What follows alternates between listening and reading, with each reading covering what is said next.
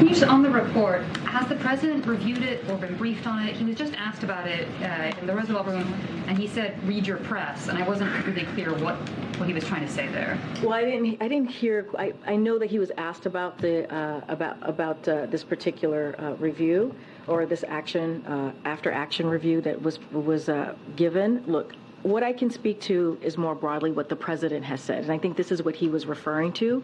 He had to make a tough decision, right?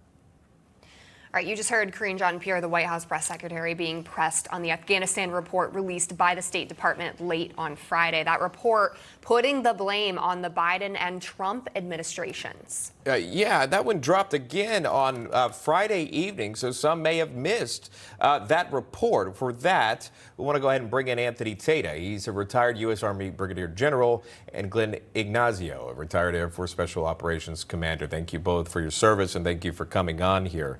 We appreciate that. So again, years later, here we have this report again after 13 U.S. service members are dead, obviously multiple injured again in that attack during the exit from Afghanistan here. And just putting out this statement here, the Washington Post put out the report. The Biden administration failed to plan and respond to the rapid collapse of Afghanistan. I want to go to General Anthony Tate on this, just kicking this off. Your thoughts on the report, sir? What goes through your mind as you think back to that withdrawal? Hey, Sean, Emma, great to be with you. Thank you. Well, you know, you've got an entire generation of veterans, active and retired servicemen and women that served in Afghanistan.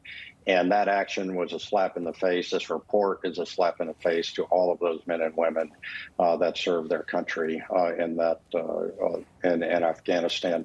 The issue was never to get out, as Biden seems to keep harping on. The issue was, how do we get out and how do we do so safely? And in the Trump administration, when I performed the duties as Undersecretary of Defense for policy, we had a plan.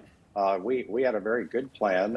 We moved the force level down to 2,500 troops. We focused on Bagram, and that was our plan, was to collapse into there and then figure out how to move from that point forward. But this blaming the Trump administration, never let an agency investigate itself. That's the first rule. I mean, this administration loves to just deflect blame for everything that goes wrong. To put some of this on the Trump administration, to say that the former administration was at some capacity responsible for how horribly this withdrawal went. I mean, the former Vice President Mike Pence was on Face the Nation yesterday. He was asked about this. Here's what he said. I was in the room when President Trump told the leader of the Taliban, said, look, you're going to have to cooperate with the Afghan government. You don't harbor terrorists, and you don't harm any American soldiers. We went 18 months without a single American casualty to the day at that Kabul airport that we lost 13 brave American service members. The blame for what happened here falls squarely on the current commander-in-chief. Just the utter disrespect for not only Biden to check his watch during that ceremony when we were honoring those brave servicemen, but then to have the gall to push off the blame on someone else. Glenn, can you discuss how right on the money is the former vice president with that statement? 100%. You take accountability for the actions of everybody and everything that is underneath you.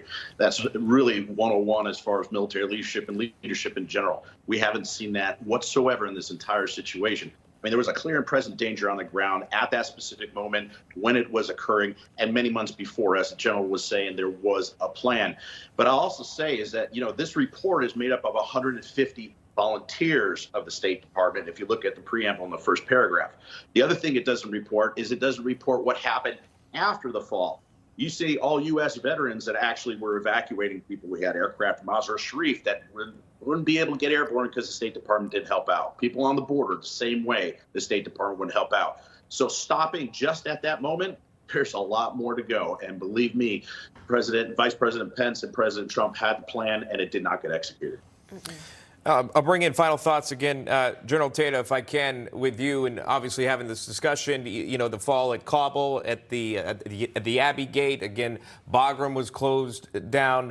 There could have been different ways to handle this exit, not even to mention aside from the deaths and the injuries, but again, then leaving I believe it was 900 billion, something around there, in terms of military equipment left there as well. That would be left in the hands of the Taliban. Were there other ways to handle this situation, the exit strategy in Kabul? Remember that, to give credit, the administration transferred from one to another, but again, plans still could have been changed. You saw that date change. It was at one point scheduled on 9/11 and then pushed to a different time. General Tata, what could this administration done differently, looking back? Yeah, Sean. So they could have, as was discussed previously in the Trump administration, brought in a force like the 82nd Airborne, held open Kabul, Bagram, and Kandahar, evacuated not only all U.S. citizens and